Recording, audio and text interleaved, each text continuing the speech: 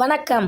இன்னைக்கு வாமனாவில் முத்துராமலிங்க தேவர் உண்மையிலேயே ஒரு தேசிய தலைவரா? அவர் சுதந்திர போராட்டத்தில் கலந்து கொண்டாரா? அப்படி கலந்து கொண்டால் எந்த சுதந்திர போராட்டத்தில் கலந்து கொண்டார்? முத்துராமலிங்க தேவர் பீஸ் கமிட்டி மீட்டிங்கில் கலவரத்தை உண்டாக்கியவரா? காமராஜர் முத்துராமலிங்க தேவரை எதற்காக தேசிய பாதுகாப்பு சட்டத்தின் கீழ் கைது செய்யப்பட்டார்? அண்ணாதுரைக்கு போடப்படாத வாய்ப்பூட்டு சட்டம் முத்துராமலிங்க தேவருக்கு ஏன் போடப்பட்டது? இந்த மாதிரியான ஒரு கண்ணோட்டத்தில் தான் இந்த காணொலியை நாம் பார்க்க போகிறோம். அதுக்கு முன்னாடி தேசிய தலைவர் அப்படின்ற தலைப்பில் ஜேஎம் பஷீர் நினைக்கிறேன் நடிகரோட பேர். இந்த ஜேஎம் பஷீர் நடித்த படம் வெளியிடுறதுக்கு தடை விதிக்கணும் அப்படின்னு சொல்லிட்டு நீதிமன்றத்தில் வழக்கு தொடரப்பட்டிருக்கு. நியாயமான காரணம். என்னை பொறுத்த வரைக்கும் தயவு செய்து அந்த படத்தை ரிலீஸ் பண்ணாதீங்க. ஏன்னா தென் மாவட்டத்தில் இந்த மாதிரியான ஒரு படம் வந்ததுன்னா அது சமுதாயத்துக்கு ரொம்ப ஆபத்தாக முடியும். அதில் முத்துராமலிங்க தேவரை ரொம்ப உயர்த்தி காட்டி இமானுவேல் சேகரனாரை என்ன சொல்கிறது, ஒரு இமானுவேல் சேகரனார் கொலை செய்யப்பட்டது மாதிரி காட்டும்போது இன்னும் படம் நான் பார்க்கல, படம் வெளியில் வரலை. இருந்தாலும் அந்த திரைப்படத்தில் முத்துராமலிங்க தேவர் எதற்காக சிறை சென்றார் அப்படின்ற காட்சி வருது அப்படின்னு எனக்கு தெளிவாக தெரியும். அப்படி இருக்கும்போது தயவு செய்து அந்த திரைப்படம் வெளியில் வரக்கூடாது. ஏன்னா அந்த படம் வந்ததுன்னா தென் மாவட்டத்தில் ஜாதி கலவரம் உண்டாகும். அமைதியாக இருக்கக்கூடிய தென் மாவட்டத்தில் ஜாதி கலவரம் உண்டாகும். சரி, இப்போ விஷயத்துக்கு வருவோம். முத்துராமலிங்க தேவர் A1 கொலை குற்றவாளியா அப்படின்னு ரொம்ப நாளாக எனக்கு ஒரு சந்தேகம் இருந்தது. நான் எதையுமே மற்றவங்க சொல்லி நம்பவே மாட்டேன். என்னோடய கேரக்டர் அது. நானாக எதையாவது தேடி படித்தாலோ அல்லது நானாகவே ரிசர்ச் பண்ணால் மட்டும்தான் நம்புவேன். அப்படி நேத்தோ முந்தானத்தோ ரிசர்ச் பண்ணும்போது நான் எடுத்த இன்ஃபர்மேஷனை இந்த இடத்துல இணைப்பாக கொடுக்குறேன்.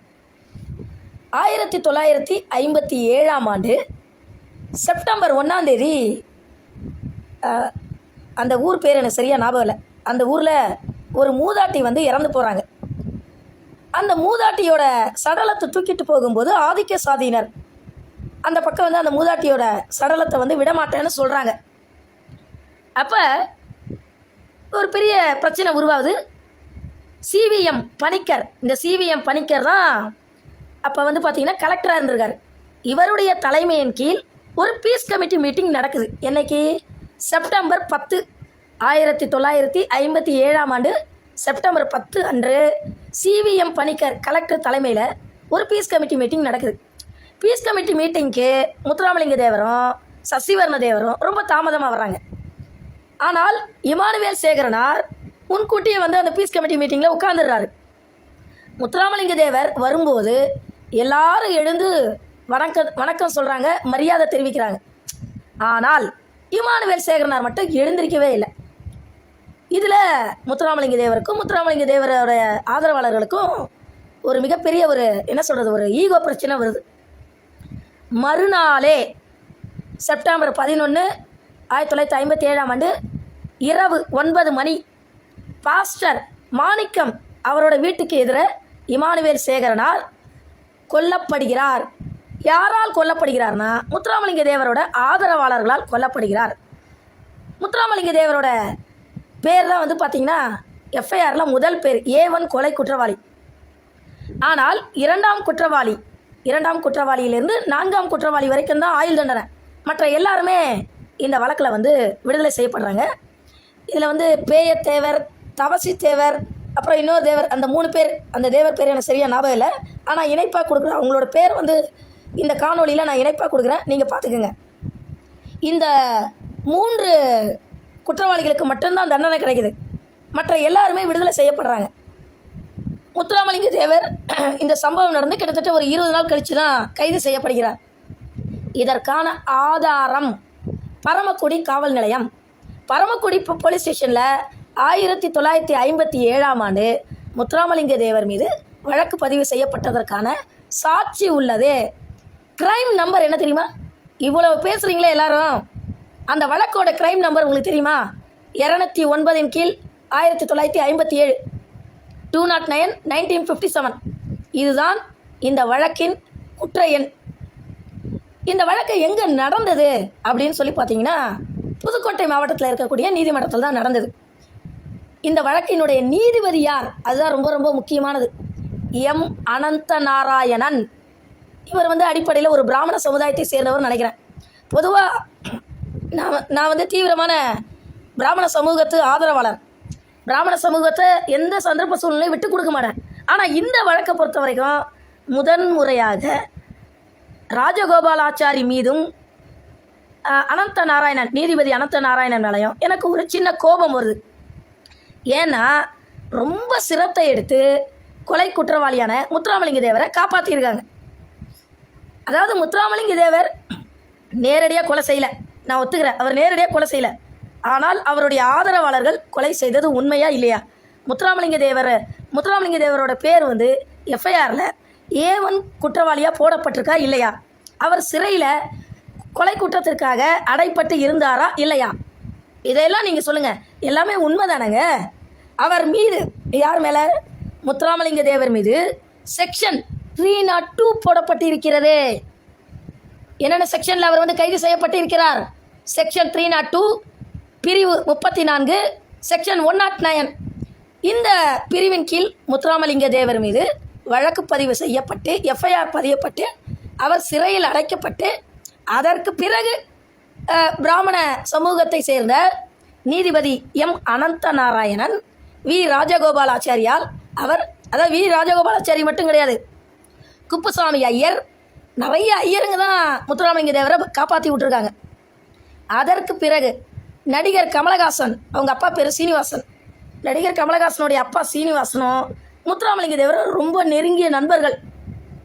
அப்போ எல்லா பிராமண சமூகத்தை சேர்ந்த வழக்கறிஞரும் நீதிபதியும் சேர்ந்து தான் முத்துராமலிங்க தேவரை கொலை வழக்கிலிருந்து விடுதலை செய்திருக்கிறார்கள். இப்போ இந்த இடத்துல என்னுடைய கேள்வி என்னன்னா,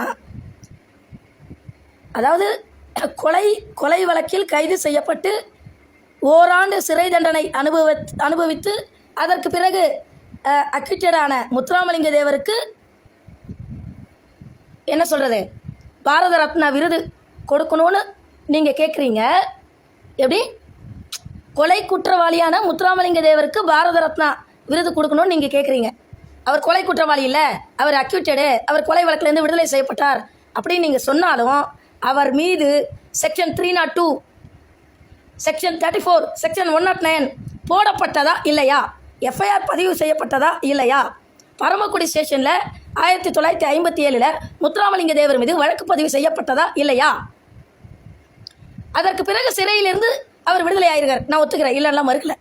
ஆனால் 302 செக்ஷன் அவர் மேலே போடப்பட்டதுனால அவர் A1 கொலை குற்றவாளி அப்படின்றது என்னை போன்றவர்கள், அதாவது நடுநிலையாளர்கள். நான் அதுக்காக தேவேந்திர குல வேளாளர் சமுதாயத்தை சேர்ந்த பெண்மணி கிடையாது. நல்லா புரிஞ்சுக்கங்க. கமெண்ட்டில் நிறைய பேர் கேட்குறீங்க, ஏமா நீங்கள் ஆனா பெண்ணா, வாமனா சேனலு ஆனா பெண்ணான்னு கேட்குறீங்க. நான் பெண் தான். என்னுடைய சமுதாயம் கோனார் சமுதாயம். ஆனால் மனசாட்சியோட நடுநிலையாக பேசக்கூடிய பெண்மணி. ஏன்னா எந்த பீஸ் கமிட்டி மீட்டிங்கில் இமானுவேல் சேகரனாருக்கு அவமானம் ஏற்பட்டதோ அதே பீஸ் கமிட்டி மீட்டிங் 2025 ஜூலை 19 அன்னைக்கு விருதுநகர் மாவட்டம் ராஜபாளையத்தில் நடந்தது. யார் நடத்தி வச்சா தெரியுமா? தாசில்தார் ராஜீவ்காந்தி. திருப்பியும் சொல்கிறேன், எந்த பீஸ் கமிட்டி மீட்டிங்கில் இமானுவேல் சேகரனாருக்கு அவமானம் ஏற்பட்டதோ, அவருடைய உயிருக்கே ஆபத்தாக முடிந்ததோ, அதே பீஸ் கமிட்டி மீட்டிங் விருதுநகர் மாவட்டம் ராஜபாளையத்தில் ஜூலை 19 அன்னைக்கு நடந்துச்சு. அன்னைக்கு என்னுடைய வாழ்க்கையில் இமானுவேல் சேகரனாருக்கு என்ன மாதிரியான ஒரு அவமானம் ஏற்பட்டதோ அதே அவமானத்தை தாசில்தார் ராஜீவ்காந்தி அப்படிங்கிற இந்த 420, அந்த ஆளை நான் 420 தான் சொல்லுவேன், இந்த ஆளால் தான் என்னுடைய வாழ்க்கையில் ஒரு மிகப்பெரிய மாற்றம் ஏற்பட்டது. இதுக்கு முன்னாடிலாம் நானே முத்துராமலிங்க தேவருக்கு சப்போர்ட் பண்ணிட்டு இருந்த ஆள் தான். ஆனால் என்னைக்கு பீஸ் கமிட்டி மீட்டிங்கில் எனக்கு இந்த ராஜீவ்காந்தி, ராஜபாளையம் தாசில்தார் ராஜீவ்காந்தியால் அவமானம் ஏற்பட்டுச்சோ அன்னையிலிருந்து என்னுடைய வாழ்க்கை அப்படியே மாறிப்போச்சு. இமானுவேல் சேகரனாருக்கு ஆதரவு கொடுக்கணும் அப்படின்ற ஒரு நிலைப்பாட்டை எடுத்துக்கிட்டேன். அதுக்கு காரணமே 420 ராஜீவ்காந்தி, ராஜபாளையம் தாசில்தார் தான். தயவு செய்து தென் மாவட்டத்தில் பீஸ் கமிட்டி மீட்டிங் போடாதீங்க. ஏன்னா கலெக்டரும் தாசில்தாரும் பீஸ் கமிட்டி மீட்டிங் அப்படின்ற போர்வையில் மறவர் சமுதாயத்துக்கு தான் முழுக்க முழுக்க சப்போர்ட் செய்கிறாங்க. ஏன்னா ஜூலை 19 ராஜபாளையத்தில் தாசில்தார் அலுவலகத்தில் எங்களுக்கும் கோனார் சமுதாயத்தை சேர்ந்த எங்களுக்கும் மறவர் சமுதாயத்தை சேர்ந்த ஃபார்வர்ட் பிளாக் கட்சிக்கு இடையில் ஒரு பீஸ் கமிட்டி மீட்டிங் நடந்தது. இந்த ராஜபாளையம் தாசில்தார் ராஜீவ்காந்தி ரெவென்யூ ரெக்கார்டு வருவாய்த்துறை ஆவணத்தையெல்லாம் மாற்றி அமைச்சு ஒரு பொய்யான அறிக்கை கொடுத்து முழுக்க முழுக்க மறவர் சமுதாயத்துக்கு ஆதரவாக செயல்பட்டார். இந்த ஆளால் தான் அந்த பீஸ் கமிட்டி மீட்டிங்க்கு நான் என்னைக்கு அட்டன் பண்ணணும் அன்னையிலேருந்து என்னுடைய பீஸ் வந்து போயிடுச்சு. அதாவது என்னுடைய மைண்ட் பீஸ் வந்து போயிடுச்சு. அன்னையிலேருந்து என்னுடைய மனநிலை வந்து ரொம்ப அமைதியற்ற முறையில் மாறிடுச்சு. பீஸ் ஆஃப் மைண்டு அது எனக்கு இல்லாமல் போயிடுச்சு. ஒரே வார்த்தையில் சொல்கிறதா இருந்தால் பீஸ் ஆஃப் மைண்டு எனக்கு இல்லாமல் போனதுக்கு முக்கியமான காரணமே இந்த ராஜபாளையம் தாசில்தார் ராஜீவ்காந்தி தான்.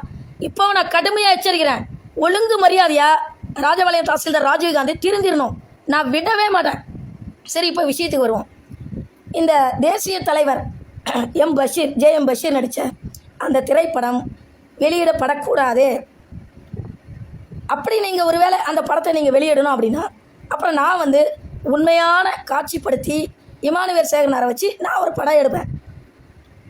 அடுத்ததா நீங்கள் சொல்கிற மாதிரி இமானுவேல் சேகரனாருக்கும் முத்துராமலிங்க தேவருக்கும் பிரச்சனை, ரைட், நான் ஒத்துக்கிறேன். அண்ணாவும் முதலியார் சமூகத்தை சேர்ந்த அண்ணாவும் மேடைக்கு மேடை மைக்கு பிடிச்சி பேசினார். முத்துராமலிங்க தேவரும் மேடைக்கு மேடை மைக்கு பிடிச்சி பேசினார். ஆனால் அண்ணா மீது காமராஜர் மூலமாகவோ அல்லது பக்தவச்சலம் மூலமாகவோ, பக்தவச்சலம் வந்து முதலியார் சமூகத்தை சேர்ந்தவர், திருப்பியும் கேட்குறேன், அண்ணா மீது காமராஜர் மூலமாகவோ அல்லது பக்தவச்சலம் மூலமாகவோ செடிசன் கேஸ், அதாவது தேசிய பாதுகாப்பு சட்டம், அந்த வழக்கு அண்ணாவின் மீது பாய்ந்ததா? நான் கேட்குற கேள்வி புரியுதா? அண்ணா மீது, காமராஜரை எதிர்த்த அண்ணா மீது தேசிய பாதுகாப்பு சட்டம் பாய்ந்ததா? ஆனால் ஏன் முத்துராமலிங்க தேவர் மீது மட்டும் பக்தவச்சலமும் காமராஜரும் தேசிய பாதுகாப்பு சட்டத்தை வந்து போட்டாங்க? இதுக்கு எனக்கு பதில் சொல்லணும். அதே மாதிரி இந்த வாய்ப்பூட்டு சட்டம்னு சொல்கிறீங்க.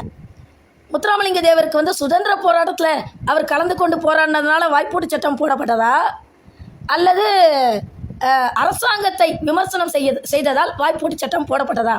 அவர் எந்த சுதந்திர போராட்டத்தில் கலந்துக்கிட்டாரு? இப்போ இமானுவேல் சேகரனார் எடுத்துக்கிட்டிங்கன்னா 1942ஆம் ஆண்டு வெள்ளையனே வெளியேறு சுதந்திர போராட்டத்தில் அவர் கலந்துக்கிட்டார், இந்திய இராணுவ வீரர். ஆனால் முத்துராமலிங்க தேவர் வந்து எந்த சுதந்திர போராட்டத்தில் கலந்துக்கிட்டாரு? நீங்களாம் சொல்கிறீங்க இந்திய இராணுவத்துக்கு வந்து அவர் ஆட்களை திரட்டி அனுப்பினார். அதுக்கு ரெக்கார்டு எங்க? அவராவது ஆட்களை திரட்டி அனுப்புனாரா இல்லையான்னு தெரியாது. ஆனால் இமானுவேல் சேகரனார் ஒரு அடிப்படையில் ஒரு இந்திய இராணுவ வீரர். அதனால் என்னுடைய முழு சப்போர்ட் வந்து இமானுவேல் சேகரனார் தான். அதே போல் காமராஜருக்கு சுத்தமாக முத்துராமலிங்க தேவரை பிடிக்கவே இல்லை. அதாவது நாட்டில் வந்து கலவரத்தை தூண்டுற அளவுக்கு பேசுகிறாரு அப்படிங்கிறதுனால தான் காமராஜர், நாடார் சமுதாயத்தை சேர்ந்த காமராஜர் முத்துராமலிங்க தேவர் மேலே வந்து தேசிய பாதுகாப்பு சட்டம் போடுறதுக்கு காரணமாக இருந்தார். பக்தவச்சலம் வந்து முத்துராமலிங்க தேவரை எப்படி விமர்சனம் செய்கிறாருன்றீங்க? முத்துராமலிங்க தேவர் ஒரு சிசுபாலன், நல்லா புரிஞ்சுக்கங்க. முத்துராமலிங்க தேவர் ஒரு சிசுபாலன். இந்த சிசுபாலனை கிருஷ்ண பரமாத்மாவா நாங்கள் அடக்கக்கூடிய காலம் வரும் அப்படின்றார். அதனால் தங்க கவசம் இதெல்லாம் வந்து யாருக்கு கொடுக்கணுன்னா, நாட்டில் 12 அணைகளை கட்டி ஏராளமான தொழிற்சாலைகளை உருவாக்கி தமிழகத்தை பொற்கால ஆட்சியாக மாற்றிய மாண்புமிகு முன்னாள் முதலமைச்சர் பெருந்தலைவர் காமராஜருக்கு தங்க கவசம் இல்லையா? எப்படி? தமிழகத்தின் பொற்கால ஆட்சியை வழங்கியவது யார் அப்படின்னு சொல்லி கேட்டிங்கன்னா பெருந்தலைவர் காமராஜர். ஆனால் காமராஜருக்கு தங்கத்தில் கவசம் இல்லையா? கலவரத்தை உண்டாக்கி செக்ஷன் 302, 109, 34 இந்த பிரிவின் கீழ் கைது செய்யப்பட்டு எஃப்ஐஆர் போடப்பட்டு சிறையில் அடைக்கப்பட்ட முத்துராமலிங்க தேவருக்கு வந்து தங்கத்தில் கவசமா? அவரோட பேரில் மதுரை விமான நிலையத்துக்கு பேர் வைக்கணுமா? யார்? இந்த ஃபார்வர்ட் பிளாக் கதிரவன் சொல்கிறது. முதல்ல இந்த ஃபார்வர்ட் பிளாக் கதிரவனை வந்து என்ன சொல்கிறது, என்கவுண்டரில் போடணும். இந்த கதிரவன் தான் வந்து நாட்டில் வந்து கலவரத்தை தூண்டி விடுறதே. அதே மாதிரி இந்த பக்கம் எங்கே தூத்துக்குடியில் வந்து இந்த இசக்கி ராஜா வந்து என்கவுண்டரில் போடணும். எப்படி? ஃபார்வர்ட் பிளாக் கதிரவனும் தூத்துக்குடி இசக்கி ராஜாவும் தென் மாவட்டத்தில் கலவரத்தை உண்டாக்குறாங்க. இவங்க 2 பேரும் என்கவுண்டரில் போடணும்.